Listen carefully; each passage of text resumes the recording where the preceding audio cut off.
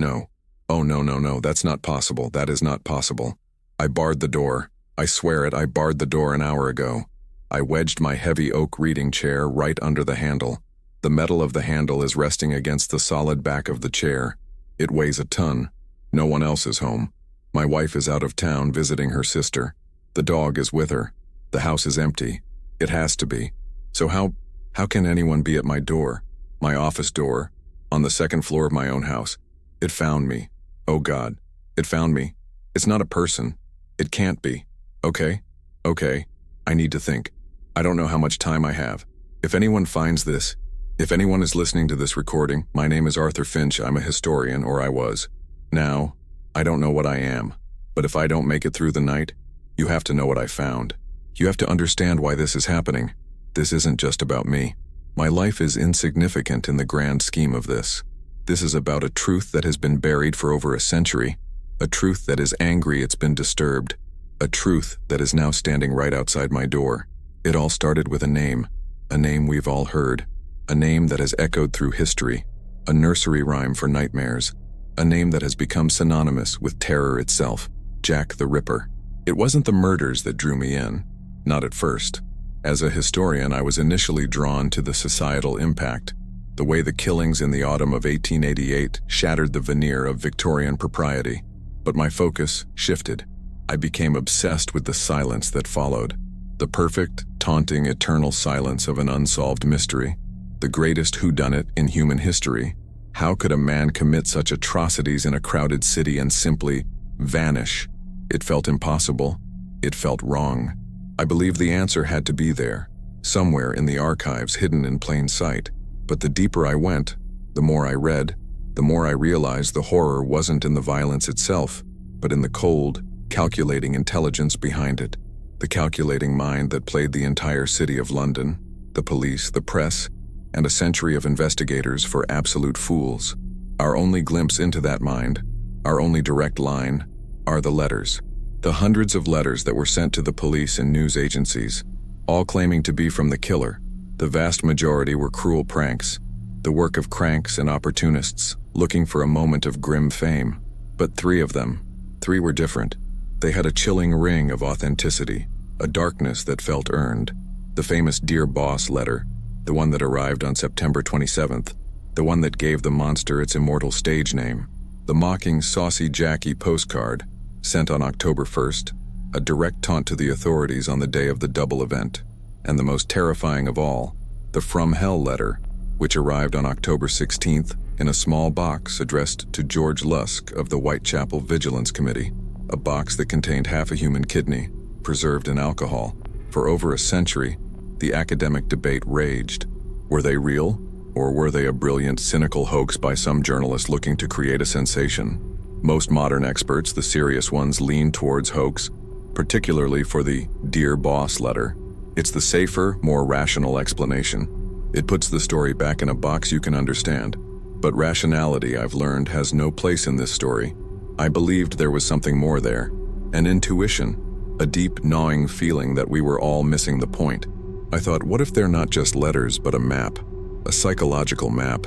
A map from hell, drawn in ink and blood. And what if the technology to finally read that map, to understand its twisted geography, has only just been invented? That was the start of my obsession. That one single thought. I've spent the last year of my life locked in this very room, surrounded by these books, these maps you can't see, these copies of coroner's reports. I've sacrificed my sleep, my health, my relationship with my wife, who thinks I've gone half mad. And maybe she's right. I've been using modern forensic software, programs for stylometry, grapheme analysis, psycholinguistics, to analyze gigapixel scans of these documents. And I found things that started to unravel not just the case but my own sense of reality, things that led me here, to this moment, listening to something breathing on the other side of this door. To understand the discoveries, you first have to understand the world they came from. You have to feel the crushing weight of 1888 London.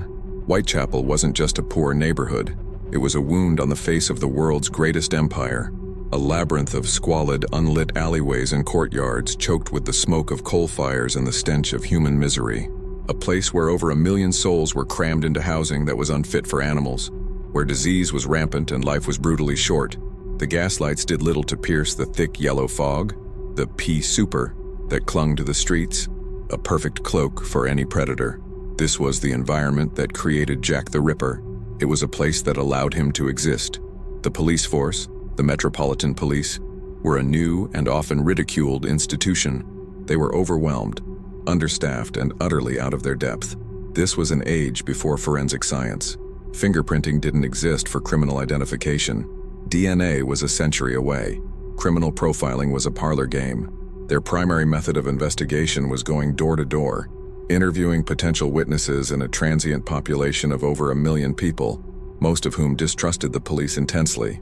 They were searching for a needle in a haystack, while the needle was gleefully, methodically stabbing people to death. They were led by men like Inspector Frederick Aberline, a dedicated, decent detective, but a man armed with little more than a notebook and his own intuition against a phantom of unprecedented brutality. And into this cauldron of despair, a shadow emerged, a predator who targeted the most vulnerable of the vulnerable. Prostitutes, women who lived on the absolute margins of society. They weren't just poor, they were invisible.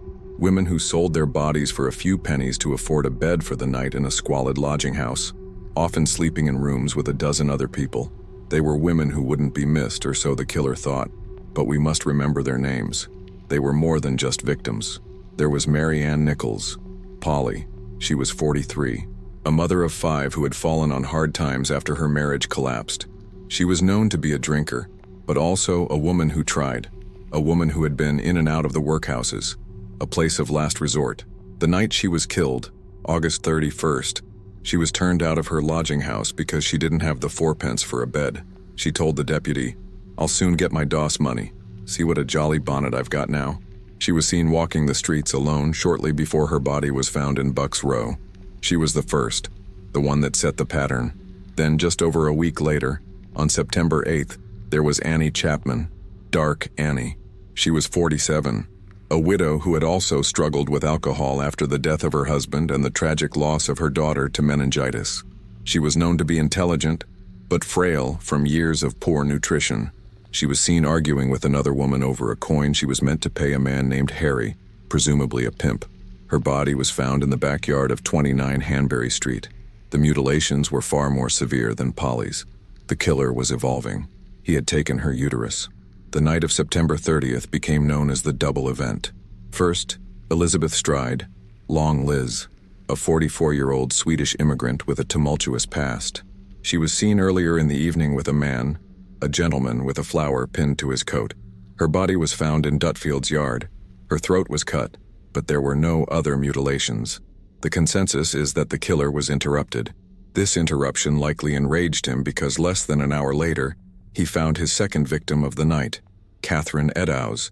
She was 46, a strong, lively woman, known for her cheerful disposition despite a life of hardship. She had just been released from police custody, where she'd been held for being drunk and disorderly. She gave the police a false name, Mary Kelly. A strange, chilling piece of foreshadowing. She was killed in Mitre Square, a small, dark square in the city of London, technically outside Whitechapel, showing the killer's confidence and his growing territory. Her mutilations were horrific. Her face was deliberately disfigured. Her left kidney and a part of her uterus had been removed. It was a piece of this kidney that would be mailed to George Lusk. And finally, the climax of the terror, Mary Jane Kelly. She was different. She was young, only 25, and considered attractive, with blonde hair and blue eyes. Unlike the others, she was killed indoors, in the relative privacy of her small room at 13 Miller's Court. This gave the killer all the time he wanted. The scene discovered on the morning of November 9th is almost indescribable. It was a scene of utter carnage. The mutilation was so extreme that her body was barely recognizable as human. Her heart had been removed and placed on her pillow. The killer had finally achieved whatever monstrous masterpiece he had been working towards. And then, he vanished. The killing stopped. The shadow receded back into the fog, leaving behind a city gripped by panic and a mystery that would endure for all time. This was the world I immersed myself in. I read every book, every case file, every newspaper clipping from that autumn of terror. And I kept coming back to the letters. I kept coming back to the handwriting. The first thread I decided to pull, the one that seemed the most knotted, was the stark difference between the Dear Boss letter and the From Hell letter. As I said, one looks educated, the other illiterate. Two different people. That's the simple answer. But the killer was anything but simple. I spent weeks just on the grapheme analysis of the Dear Boss letter. Grapheme analysis is the study of the fundamental units of a writing system. My software broke down every single letter into a series of vectors and nodes. The angle of the pen, the pressure of the stroke, the unconscious habits of the writer's hand. I was creating a unique biometric fingerprint for the author. I then started comparing this fingerprint to thousands of other handwriting samples from the era that I painstakingly managed to digitize from public records, census forms, letters, anything I could find. It was a mind-numbing process. Days and nights blurred into one long session of staring at Victorian cursive, and then I found it. A near-perfect match for several key letter formations. I remember the moment clearly. It was a collection of letters written by a young woman. I traced the source. The letters were part of an archive from a private finishing school for girls located in London's affluent West End. I got a copy of their calligraphy manual from the 1880s, and there it was, the specific, almost ornate flourish on the descender of the letter P, and a sharp, aggressive, almost angry loop on the letter G. They were teaching their students to write this way. The author of the Dear Boss letter had either been a student at this school or had intimately studied their specific style of handwriting. It was a bizarre, out-of-place clue, a thread connecting the filth of Whitechapel to the parlors of high society. That clue was what made me reconsider the From Hell letter.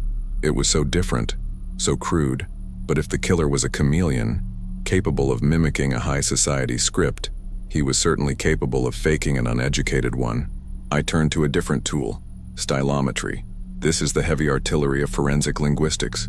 It's used by intelligence agencies to identify the authors of anonymous threats and manifestos.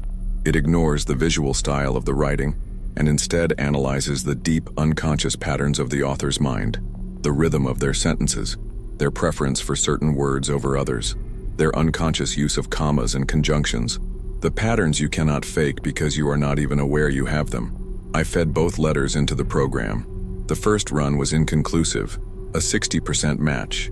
Interesting, but it could be coincidence. But then I realized my mistake. I was treating the From Hell letter as a genuine piece of writing.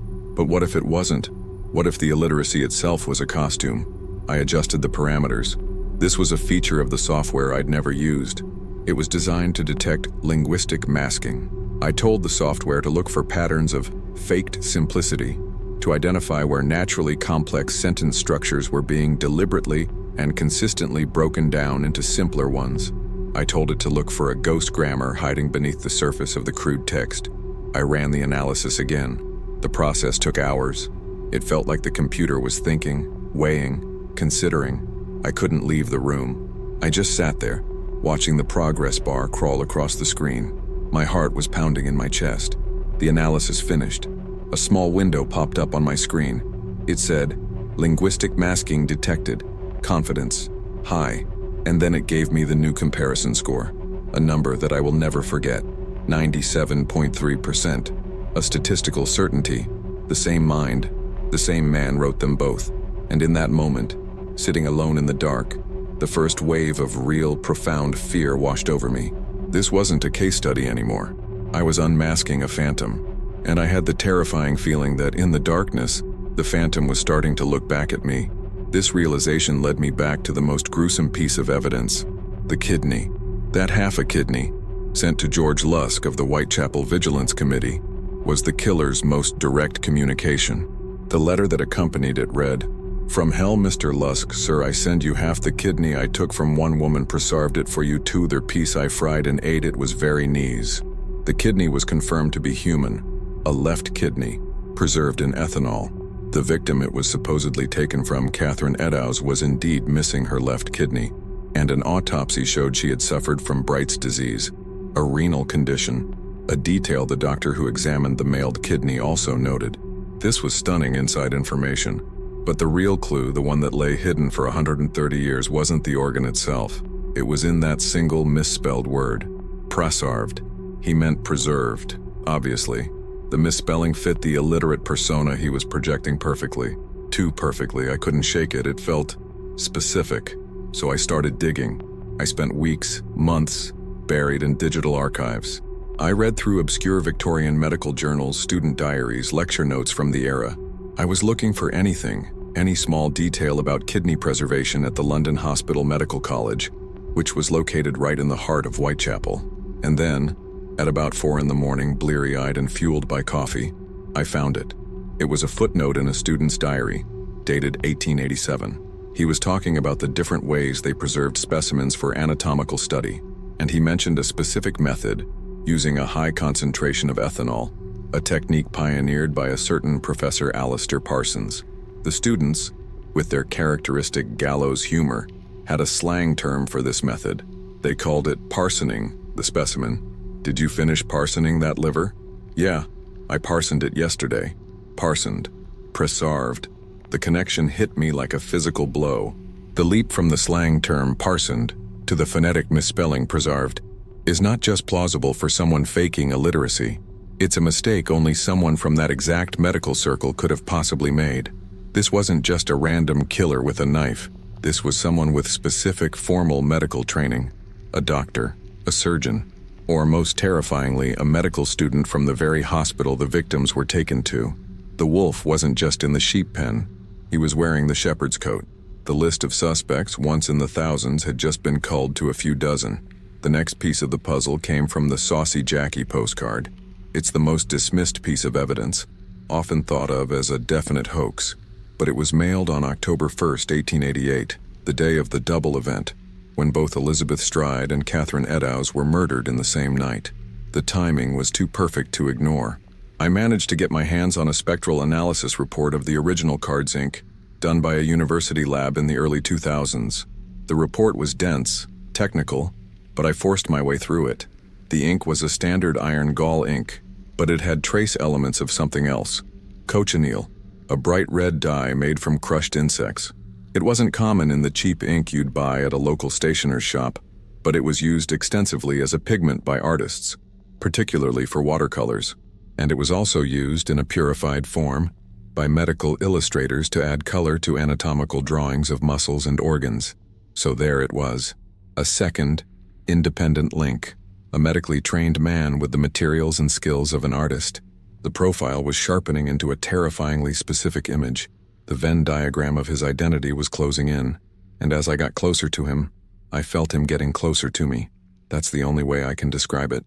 It started subtly. I'd be working in this room and the air would suddenly grow cold. A pocket of winter in the middle of the house. I'd hear floorboards creak upstairs. The slow, heavy tread of someone walking back and forth. When I absolutely knew I was alone. My own breathing would start to sound deafening in the silence and I'd have to stop, listening. Just listening for something else. Then came the tapping. It happened 3 weeks ago. It was late, just like tonight. I was looking at a crime scene photograph, a horrific image of Mary Jane Kelly, the final victim. The photo is a nightmare, a scene of absolute carnage. And I heard a sound. Tap, tap, tap, on my window. My office is on the 2nd floor. There's a large oak tree outside, but its branches are nowhere near the glass. I checked the weather. There was no wind that night. The air was perfectly still. I sat here, frozen, for what felt like an hour. My heart was a drum against my ribs, just listening. The tapping stopped as suddenly as it began. I finally forced myself to the window, my hands shaking, and ripped open the blinds. There was nothing, just the silent, sleeping street below. I told myself it was my mind playing tricks on me. Stress, lack of sleep, but I couldn't shake the feeling that I had been acknowledged. It's still there. It's just waiting. The email. I was piecing it all together. A profile of the doctor artist. I was making connections, cross-referencing lists of medical students and known artists who lived in London in 1888. My screen was filled with names, possibilities. I was exploring the main suspects that Ripperologists have fought over for decades. There was Montague John Druitt, a barrister and schoolteacher who drowned himself in the Thames shortly after the last murder. A convenient suspect. His family even suspected him, but the evidence was flimsy, circumstantial. He didn't have the surgical skill. Then there was Aaron Kosminski, a Polish-Jewish hairdresser who lived in Whitechapel, and was known to have a deep hatred of women. He was committed to an asylum, a strong candidate, even favored by Inspector Aberline himself. But again, the specific medical and artistic knowledge didn't quite fit. And George Chapman, another Polish immigrant, a surgeon who was later convicted and hanged for poisoning 3 of his wives. He had the medical skill, certainly, but his method of killing was poison, a quiet, insidious method. It didn't fit the explosive, ritualistic violence of the Ripper. I was wading through these theories, these dead ends, feeling like I was just walking in the circles of a century of failure. I was about to abandon my own thread, the doctor-artist theory, thinking it was just another dead end. And then my computer chimed. A new email. It was from an anonymous, encrypted address. No subject, just those 9 words. You're getting warm. Some graves are best left undisturbed. It was real. It was all real. The paranoia, the cold spots, the tapping, the feeling of being hunted. It wasn't my imagination. This wasn't just a historical case I was studying. I had stumbled into something that was still alive, still active, something that was protecting its secrets. And that confirmation, that terrifying validation, pushed me to the final discovery. The email made me realize I had been looking at the crimes all wrong. I was looking for a motive, but the motive was the performance itself. I went back to the maps. I had dozens of them pinned to the wall in front of me. Maps of Whitechapel from 1888, showing every building, every alley, every gaslight. I had plotted the murder sites before. Everyone has. But this time, I looked at them not as locations, but as points in a sequence, a deliberate design. I took a red marker and connected the dots in the chronological order of their deaths, from where they found Polly Nichols, to Annie Chapman, to the double murder of Elizabeth Stride and Catherine Eddowes, and the final horrific climax with Mary Jane Kelly, butchered in her own room at Miller's Court, the symbolic heart of the slum. The lines I drew were not random. They were not the chaotic wanderings of a madman. They formed a shape, drawn across the very streets of London. A terrifyingly clear and deliberate shape, a near-perfect 5-pointed star, a pentagram. Its points landed on or near significant sites, churches, a marketplace, a crossroads. This wasn't just murder. This was a ceremony, a dark, occult, urban ritual, performed on a city-sized altar with the most vulnerable women in London as human sacrifices. So this is the profile, the final, terrible truth. A man with sophisticated medical and anatomical knowledge. A man with the materials and skills of an artist. A social chameleon capable of moving between the highest circles of society and the lowest gutters of the city without raising suspicion. An occultist, performing a dark ritual.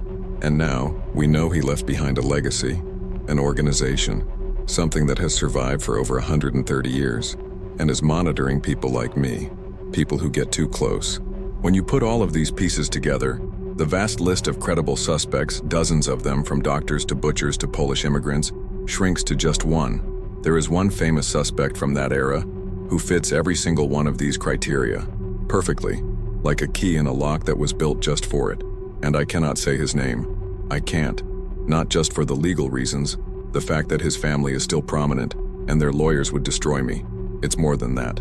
After that email, after these knocks on my door, I am deeply, truly afraid. I feel like saying his name out loud now would be a final invocation, a summons, like speaking a name that gives the demon permission to enter. But I can give you the final pieces.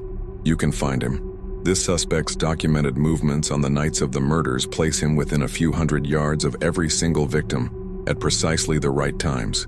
He had a private art studio, less than a mile from Whitechapel, a place that was never searched by the police, a perfect place to bring his victims or to clean himself of their blood. He was a documented member of several secret societies and occult groups, including the Golden Dawn and other esoteric circles that were known to practice the exact kind of rituals the murder map suggests.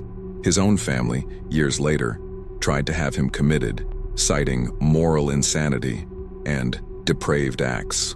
And his own personal letters, his private correspondence with friends and colleagues, are filled with the same towering narcissism, the same theatrical flair, the same deep-seated hatred of women, and the same cold, clinical cruelty as the Ripper letters. The evidence is all there. It was never the mad butcher. It was never the crazed foreign doctor. It was the aristocrat, the artist, the occultist, hidden in plain sight, protected by his immense wealth, and his unassailable social standing.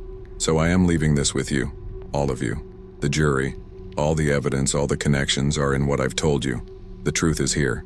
You can find his name. Don't let him win. Don't let this all be for nothing. It's at the door. It's trying the handle.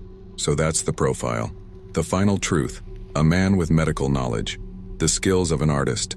A social chameleon who could move between the highest circles of society and the lowest gutters of the city without raising suspicion. An occultist, performing a dark ritual, and now we know he left behind a legacy, an organization, something that has survived for over 130 years, and is monitoring people like me, people who get too close. When you put all of these pieces together, the vast list of credible suspects, dozens of them from doctors to butchers to Polish immigrants, shrinks to just one. There is one famous suspect from that era who fits every single one of these criteria, perfectly, like a key in a lock that was built just for it, and I cannot say his name. I can't. Not just for the legal reasons, the fact that his family is still prominent and their lawyers would destroy me. It's more than that. After that email, after these knocks on my door, I am deeply, truly afraid. I feel like saying his name out loud now would be a final invocation, a summons, like speaking a name that gives the demon permission to enter. But I can give you the final pieces. You can find him. This suspect's documented movements on the nights of the murders place him within a few hundred yards of every single victim, at precisely the right times. He had a private art studio, less than a mile from Whitechapel, a place that was never searched by the police, a perfect place to bring his victims or to clean himself of their blood. He was a documented member of several secret societies and occult groups, including the Golden Dawn and other esoteric circles that were known to practice the exact kind of rituals the murder map suggests. His own family, years later, tried to have him committed, citing moral insanity and depraved acts.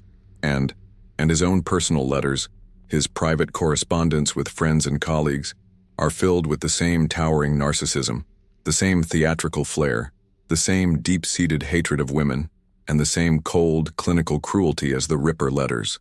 The evidence is all there. It was never the mad butcher. It was never the crazed foreign doctor. It was the aristocrat, the artist, the occultist, hidden in plain sight, protected by his immense wealth and his unassailable social standing. So I am leaving this with you, all of you, the jury. All the evidence, all the connections are in what I've told you. The truth is here. You can find his name. Don't let him win. Don't let this all be for nothing.